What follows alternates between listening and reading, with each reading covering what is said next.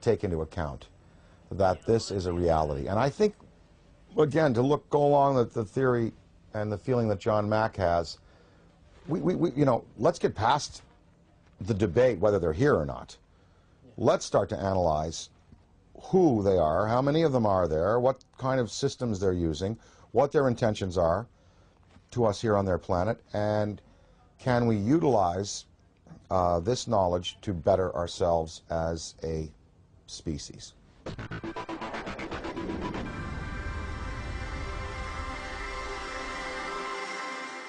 With the advent of the Hubble telescope, I mean, when you see how big it really is out there, and the idea that we're stuck on this myopic little ball, we're just glued to it, we can't get our eyes off of it. It's more of a mystery now than it ever has been. Why we're stuck here, and there's got to be a way to decode the matrix and finding out how these craft work, you know, how we can get out into the universe ourselves. I mean, I think that's what this is really all about. It's not about trying to prove it whether it's right or wrong. It's trying to, it's like when the first time man saw a bird fly. Well, the last UFO symposium conducted by MUFON, and they sent me the book of the speakers. There were many, many scientific people in there, many astrophysicists, celestial mechanics experts, metallurgists, you know, people who've been consulted on these cases over the years. No, I mean, when you have John Callahan, an ex-FAA supervisor, saying, yep, they're real. When you have John Schuessler, who was a Boeing engineer, now running MUFON, and saying, yep, you know, they're real. When you have, you know, pilots and personnel in the police and military coming forward in the Rockefeller Report and in the Disclosure Report saying they're real. When you have a Belgian general on television showing you a tape from a fighter which is filming an object escaping at high speed, when you have this Mexican case, you know, I think we can pretty well put it to bed and say, yep, they're here, they're doing things to us, with us, interacting with us.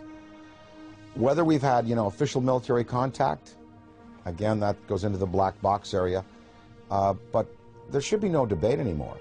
UFOs exist. They are intelligently manufactured and guided technology from somewhere else, not this planet.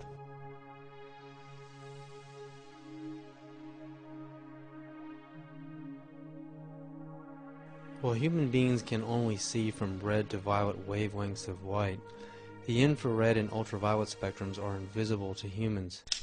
I quickly learned that NASA uses special video cameras that are capable of seeing into these invisible spectra. The tether has broken and is going away from it. Get it on the TV, Claude. Please get it on the TV. After the 12-mile-long tether snaps, several days later on an orbital pass, the cameras find something that should not be there. In the NASA STS-75 tether incident of March 1996, we find NASA using ultraviolet light-sensitive video cameras. This is where some of the largest UFOs ever caught on videotape have been captured. Huge dish-shaped luminous UFOs swarm the tether. We know the tether is 77 to 100 miles away from the cameras on the shuttle. The UFOs pass behind the 12-mile-long tether, so we can therefore use the 12-mile length of the tether to measure their minimum diameters. Some measure between 1 and 3 miles wide, making them literally motherships. In Project Blue Book files, UFOs with these same features have been reported several times as shiny metallic discs with dark centers. Specifically, in the invisible infrared, Trevor James Constable, a retired World War II radar operator from New Zealand, has photographed many UFOs with the same features, translucent discs of light with dark centers.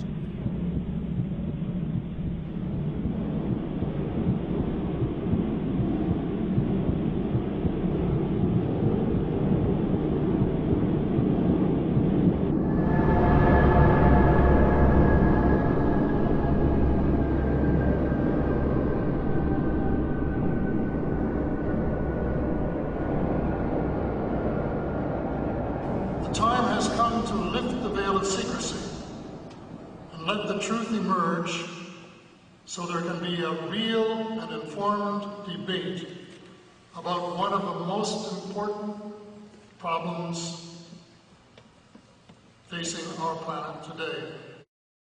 So how do people respond to Dan Akroyd when he talks to them on a personal level about UFOs? You know what? It's interesting. When I talk to people, well, first of all, people ask me about it.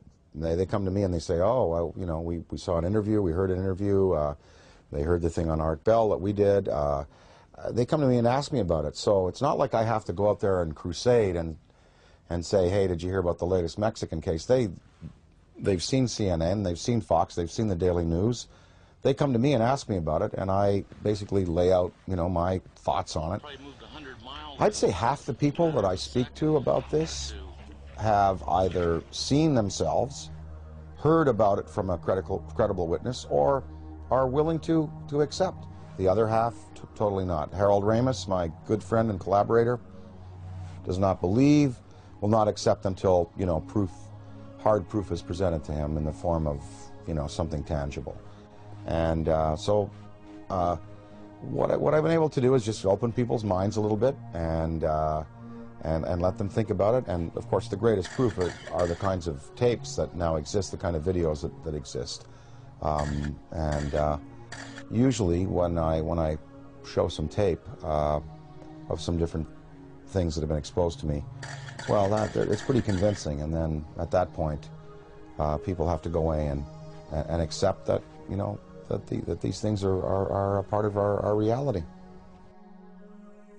Well, what I'd like to, you know, what we'd all like to affect is some positive change in the world and try to help the tipping point where good tips to overflow evil in the world. I mean, you know, we know there's good and bad out there, yin yang, black, white, you know, there are you know, there's tremendous divisiveness in the planet, and, you know, perhaps this study and this understanding of things that are greater than we have accomplished technologically will lead us to a spiritual awakening, one that helps us respect other beings out there in the universe and other dimensions, and also in our own 4 dimensions and here in the physical world that we live in. The sacredness of human life, the willingness to get along a little better, to relinquish materialism and territoriality in favor of a more comprehensive worldview in which we unite and we all feel the energy within us as part of a universal light. Gotta thank you, Dan, so much for this interview. I'm very grateful. I really believe you're one of the greatest minds in our world at this time. Thank you so much.